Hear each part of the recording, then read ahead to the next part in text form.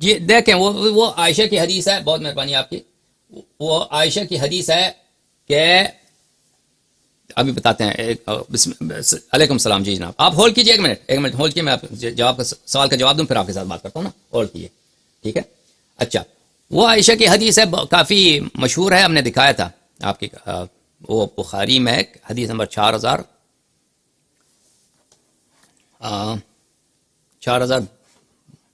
یہ بخاری دکھاتے ہیں آپ کو. زہری کی روایت ہے عائشہ سے، بہت مشہور معروف ہے کہ عائشہ کہتی ہے کہ امیر المؤمنین علیہ الصلوۃ والسلام نے جب تک فاطمہ الزہرا سلام اللہ علیہا زندہ تھیں تو انہوں نے بیعت نہیں کیا تھا، اس کے بعد انہوں نے بیعت کیا. تو اس کا جواب کیا ہے؟ یا ظاہراً 4249 یا 4240 اس طرح ہے نمبر بخاری کی، جو عربی زبان میں نمبرنگ ہے بخاری کی، اس میں آپ کو نظر آئے گا. تو پہلی اس کی ابطال کیا ہے؟ وہ ابطال بہت زیادہ ہے. عائشہ راوی ہے، زہری راوی ہے.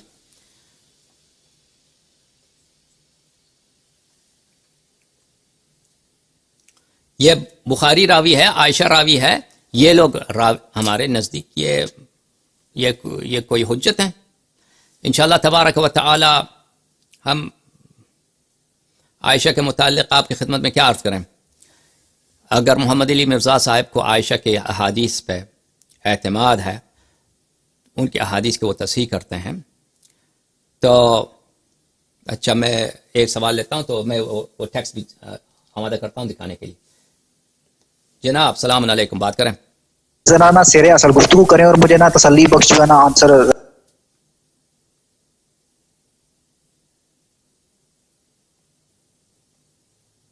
میں نے آپ کے جو گناہ ہیں پچھلے اور اگلے وہ معاف کر دیے. تو جناب رسول خدا کے لیے لفظ ذنب کا استعمال کیا گیا سورہ مبارکہ فتح میں. کون سا لفظ ہے؟ ایک ذنب کا. ہاں جی. تو وہ کہتا ہے کہ جناب رسول خدا کے بارے میں یہ بات قرآن میں کوٹ کی گئی ہے، ان کے لیے لفظ ذنب کا استعمال کیا گیا ہے. تو ظاہری بات ہے کہ ذنب کا مطلب گناہ ہی ہوتا ہے. تو جناب رسول خدا جو ہیں اگر ان کے بارے میں ایسا ہو سکتا ہے تو مولا علی کے بارے میں تو یہ خیال ہی نہیں کیا جا سکتا کہ وہ معصوم ہیں. ٹھیک ہے جی. اور ایک اور بات، معصوم سمجھتے ہیں تو یہ جی اس نے یہ اجماع کے خلاف ہے. یہ مسلمین کا اجماع ہے کہ نبی کریم صلی اللہ علیہ وسلم معصوم ہیں. محمد علی مرزا کا نا میرے پاس یہ کافی ملعون شخص ہے، اس نے ایک ویڈیو میں باقاعدہ جناب رسول خدا کے بارے میں یہ بات تک کہی ہے کہ جناب رسول خدا سے اجتہادی خطا ہوئی تھی. اگر آپ کہیں گے تو میں آپ کو وہ لنک شیئر بھی کروں گا. اور اس نے کافی زیادہ اس طرح کی بات، جب قرآن فرماتا ہے ان اتبع الا ما یوحی الی، میں اتباع نہیں کرتا، میں پیروی نہیں کرتا مگر وہ چیز جو میرے لیے وحی نازل ہو.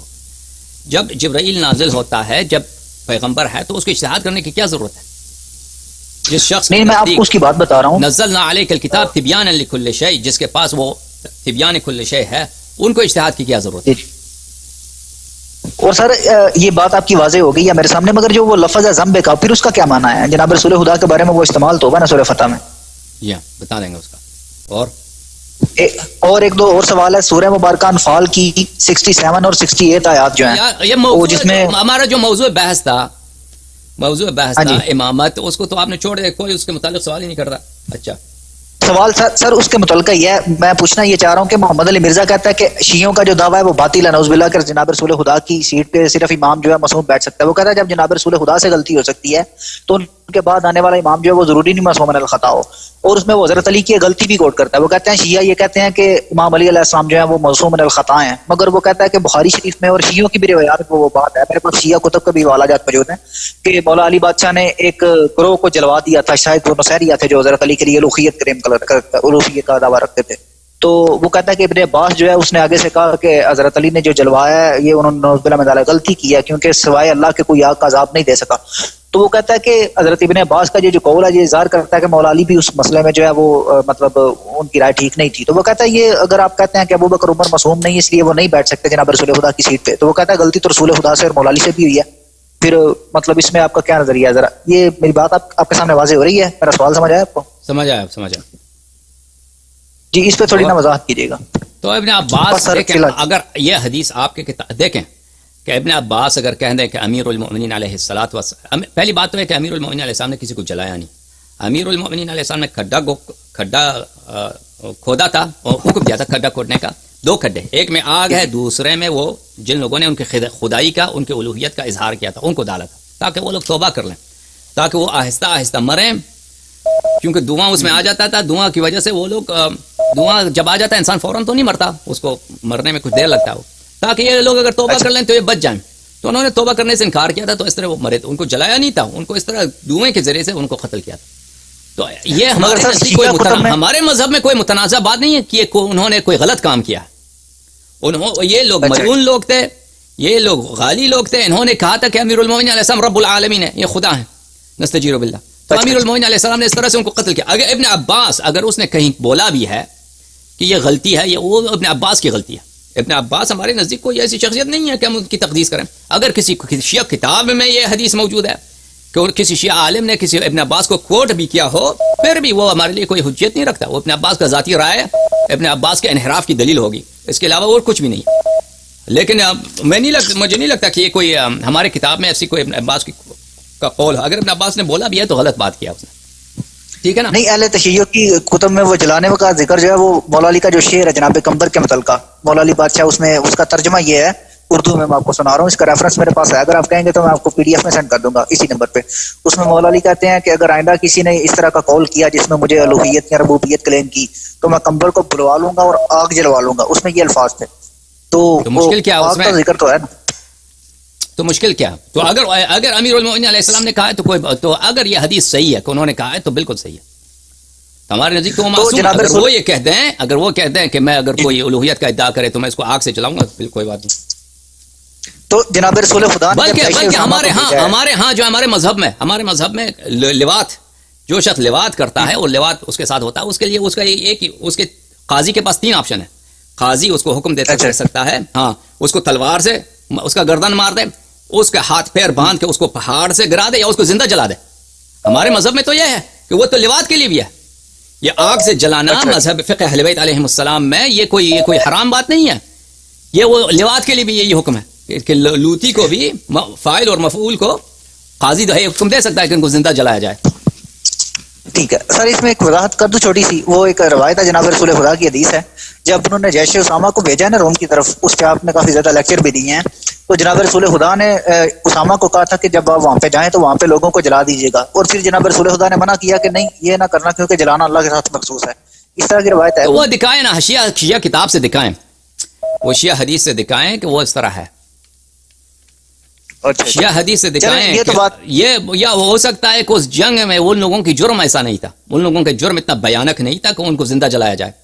جو مثلا روم کے سرحد میں جو عیسائی رہتے ہیں، روم کے سرحد میں یا غیر مسلم رہتے ہیں، ان کو زندہ، ان کی شاید ان کے جرم اتنا نہیں تھا نا کہ یہ مطلقہ حرام ہو، ہر صورت میں ان کو کسی کو زندہ نہیں جلایا جا سکتا. یہ بہرحال فقہ اہل بیت علیہ السلام میں ایسی کوئی بات نہیں ہے. ٹھیک ہے، چلیں یہ بات تو مجھے آپ کی سمجھ آ گئی. جو میں نے دوسری بات کی تھی نا سر، سورہ انفال کی 67 اور 68 جو آیات ہیں نا، اس کے بارے میں اللہ نے جو جناب رسول خدا سے مطلب وارننگ دی ہے وہ جنگ بدر کے قیدیوں کے بارے میں، اور دوسرا وہ زمپے کا والا جو لفظ ہے، کائنڈلی اس کی تھوڑی وضاحت کر دیں کہ اس کا کیا معنی ہے اور اس کی اصل تفسیر کیا ہے ان آیات کی آپ کے نزدیک. جی دکھاتے ہیں. سورہ مبارکہ انفال کی آیات بے شک آپ ایک دفعہ کھول کے دیکھ لیں. بات سمجھ آ گئی، آپ سمجھ آ گئی بات. جی شکریہ سر، شکریہ. خدا حافظ. اچھا، تو ان سے پہلے جن لوگوں نے سوال کیا تھا کہ وہ عائشہ کی حدیث کے متعلق، کہ عائشہ کی حدیث، ہاں بیعت، وہ کہ امیر المومنین علیہ السلام نے 6 مہینے کے بعد بیعت کیا. اچھا، تو یہ ملاحظہ فرمائیے عزیزو، یہ کتاب ہے بخاری،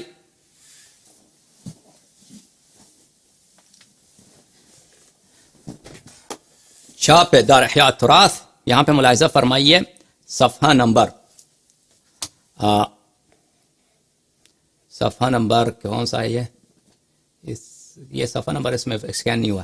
اچھا، یہ حدیث نمبر ہے 4912.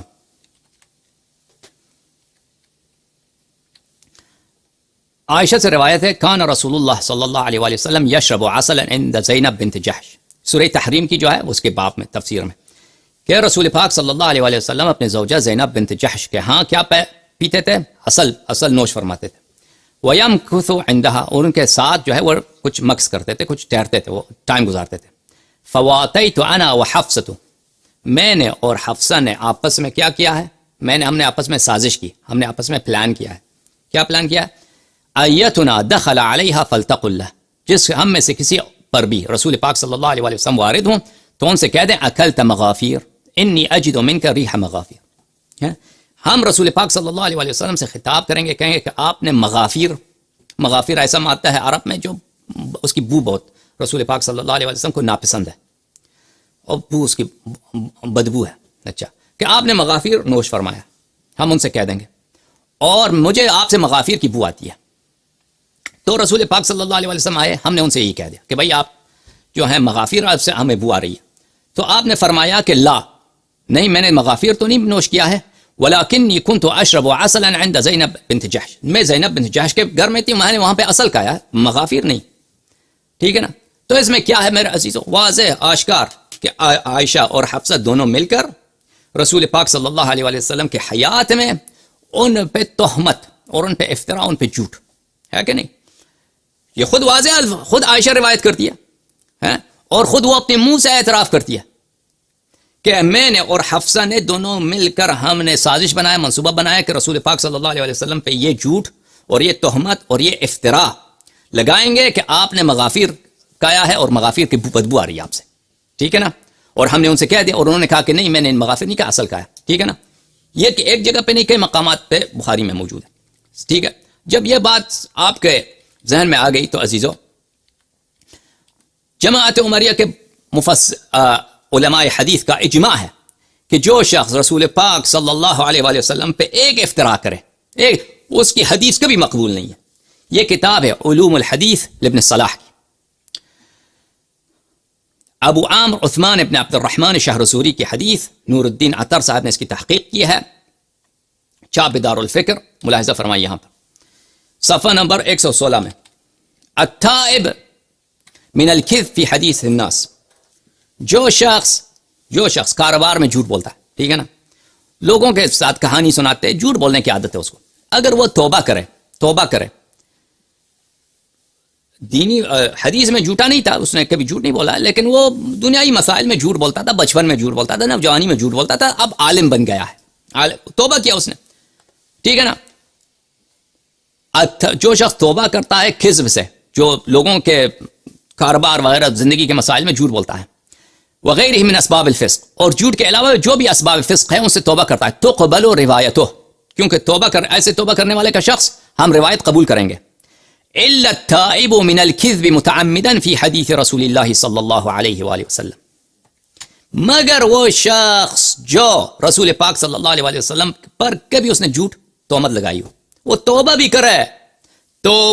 کرے تو اس کی حدیث قبول نہیں ہوگی.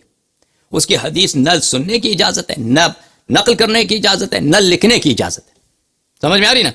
فإنه لا تقبل روايته ابدا، ہرگز اس کی روایت قبول نہیں کریں گے، ہرگز روایت اس کی قبول نہیں. وإن حسنت توبته، اگرچہ اس کا توبہ کیا ہو، توبہ اس کا بہت ہی مخلصانہ توبہ ہو، پکا سچا توبہ ہے، توبہ نصوح کیا، پھر بھی روایت قبول نہیں کریں گے.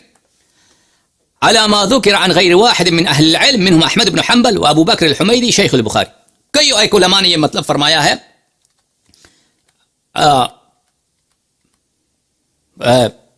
نام ان کا ذکر کیا ان لوگوں نے، احمد بن حنبل اور غیر اس کے علماء نے. اچھا، کتاب الکفایہ فی علم الروایت تصنیف ابو بکر الخطیب، یہاں پہ باب ان الکاذب، صفحہ 117. جو شخص جھوٹ بولتا ہے فی غیر حدیث رسول اللہ صلی اللہ علیہ وآلہ. اچھا، سألت احمد بن حنبل عن محدث كذب في حديث واحد ثم تاب ورجع قال توبته فيما بينه وبين الله تعالى ولا يكتب حديثه ابدا. احمد بن حنبل نے فرمایا، ہم نے ان سے پوچھا کہ ایک شخص نے ایک حدیث میں ایک دفعہ اس نے جھوٹ بولا ہے، حدیث روایت میں ایک دفعہ جھوٹ بولا ہے، لیکن اس کے بعد اس نے توبہ کیا. احمد نے کہا کہ اس کا توبہ اس کے اور اللہ کے درمیان ہے، لیکن اس کی حدیث ہم کبھی قبول نہیں کریں گے. ٹھیک ہے نا؟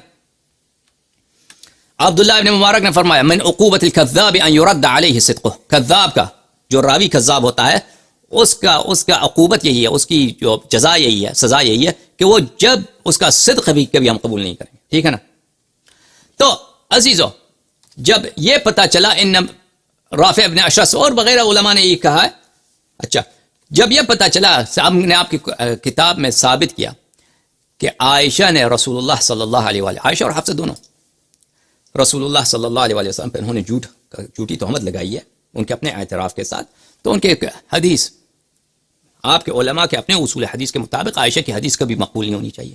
اگر عائشہ ادعا کرتی ہے کہ امیر المؤمنین علیہ السلام نے 6 مہینے کے بعد میرے ابے ابو بکر سے بیعت کی ہے تو یہ ہمارے لیے اس کی کوئی ویلیو نہیں ہے. اب انہوں نے بسم اللہ الرحمن الرحیم انا فتحنا لك فتحا مبینا لیغفر لك الله ما تقدم من ذنبك وما تأخر ويتم نعمته عليك. اس آیت کے متعلق ہم آپ کو حدیث دکھائیں گے تفسیر برہان سے، لیکن اس سے پہلے ہم کچھ کال لینا چاہتے ہیں انشاءاللہ تبارک و تعالی.